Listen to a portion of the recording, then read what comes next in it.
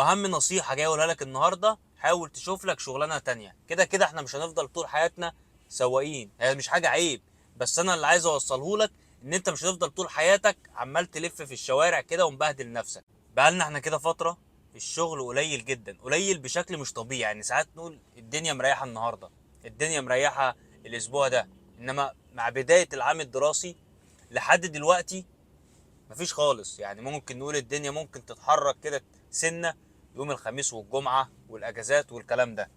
طبعا ده عامل ضغوط على الناس كلها، خصوصا الناس اللي هي عليها التزامات أكبر. يعني اللي معاه عربية بتاعته شغال عليها، غير اللي مأجر، غير اللي عليه أقساط بيبقى عليه ضغط أكبر، غير اللي التزاماته كتير، التزاماته قليلة برضه مضغوط، بس التزاماته كتير مضغوط أكتر، والدنيا مش مستقرة خالص. طب ده بسبب ايه؟ عشان برضو هلاقي ناس داخله لي في التعليقات تقول لي اصل الكلام ده بسبب الناس اللي بتعمل فيديوهات، وانتوا اللي عملتوا وانتوا اللي سويتوا.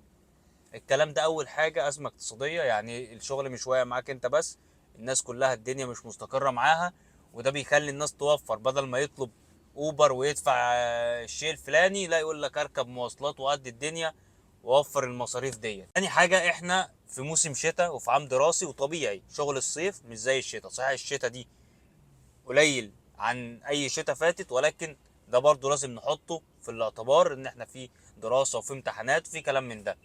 تالت حاجة ودي اللي احنا لازم نقتنع بيها، ان العربيات زادت بشكل كبير، وده بسبب طبعا زي ما قلت لك في الاول، اللي مثلا عنده مشروع او عنده وظيفة ما بقتش مكفياه، لان طبعا الفلوس قيمتها قلت، فبيضطر يشتغل بعربيته شكل اضافي، شغل اضافي.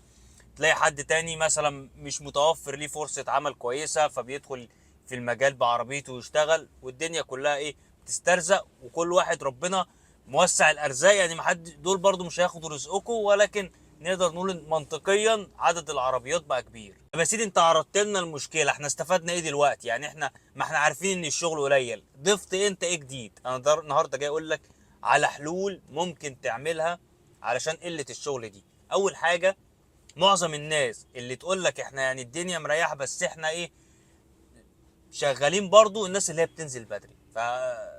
حل من ضمن الحلول اللي هيسندك شويه ان انت تنزل تشتغل في ساعتين بتوع الذروه، لان الساعتين دول حتى لو الشغل مريح طول اليوم، الساعتين دول يعني منطقيا ان شاء الله ربنا يكرمك وهتشتغل فيهم كويس. تاني حاجه، الشغل بقى في الاماكن المفتوحه والروقان والفضاء والكلام ده ما بقاش يجيب همه. حاول ان انت تنزل وسط البلد، تشوف الاماكن اللي فيها خدمات، تقف قدام المولات، تشوف بقى ما اماكن البنوك والكلام ده وقت خروج الموظفين. فيعني ايه، تعالى على نفسك ايه في الزحمه شويه علشان تعرف تشتغل. برضو لو انت في برنامج معين رابط نفسك بيه، حاول ان انت لا خلاص بقى افتح البرنامج ده وافتح البرنامج ده واقف ما بيدينيش رحلات، افتح التاني ابص على ده في تفاوض بس انا ما بحبوش، عادي يا سيدي بص عليه ممكن تجي لك رحله.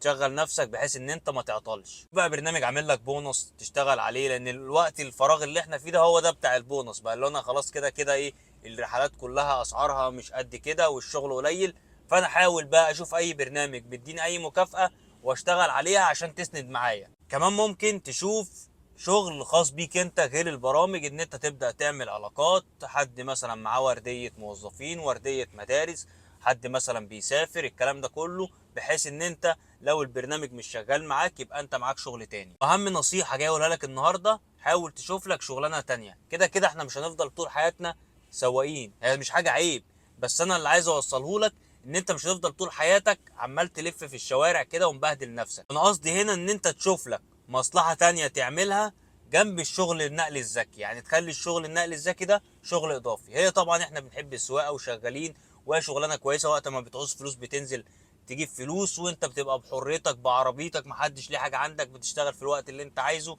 وبتنزل وقت اما تحب وتطلع وقت اما تحب، والدنيا جميله يا سيدي، ما قلناش حاجه.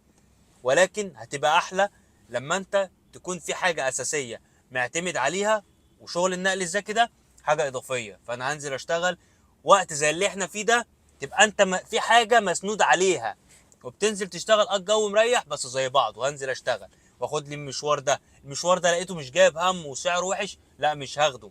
اما لو انت دي شغلانتك الاساسيه، هتقول لا ده انا لازم اخده، ما انا عليا التزامات في اليوم، وعليا مصاريف، وعليا قسط عربيه، وعليا انا في مبلغ لازم احققه في اليوم. فهتلاقي نفسك بتيجي على نفسك وعلى صحتك وعلى عربيتك وتبهدل نفسك، ومضغوط ومش طايق نفسك وعمال تعمل بوستات في الجروبات تشتموا في بعض. والله العظيم اول واحد بفكر في الموضوع ده، اشوف اي مصلحه اعملها، وفي نفس الوقت انا عادي شغال بالعربيه عادي، بنزل اشتغل، بس في حاجه اساسيه بحيث الاوضاع اللي احنا فيها دلوقتي تبقى انت في حاجه سنداك. فانت حتى تلاقي الناس اللي هي شغاله في المجال ده كشغل اضافي، مثلا هو عنده وظيفه وعنده مشروع شغال شغل اضافي، تلاقيه شغال بمزاج، ولا الاسعار وحشه انا هوقف، لا الشغل مريح انا هقعد النهارده، لا انا اشتغل المشوار ده بس.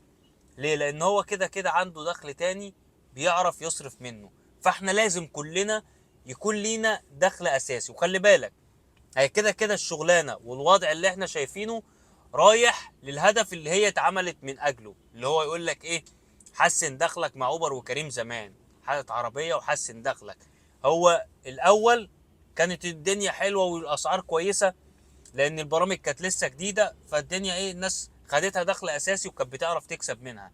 انما دلوقتي هي فعلا رايحه في سكه ان هي تحسين دخل. فبالله عليك بدل ما نقعد نقطم في بعض، شاركني يا سيدي في فكره برايك، قول لي نعمل ايه، نسوي ايه، بدل ما احنا عمالين نغلط في بعض كده. والسلام عليكم.